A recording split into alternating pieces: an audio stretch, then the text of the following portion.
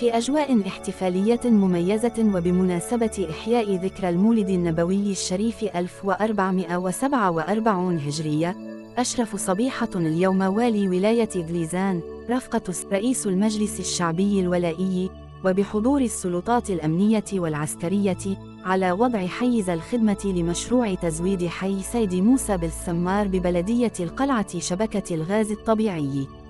كما حضر هذه المراسم السلطات المحلية لدائرة يل وممثل المجتمع المدني إلى جانب إطارات قطاع الطاقة ومؤسسة سون الغاز. ويأتي هذا المشروع في إطار البرنامج الاستراتيجي ممول من ميزانية الولاية الرامي إلى توسيع شبكات الغاز الطبيعي عبر مختلف البلديات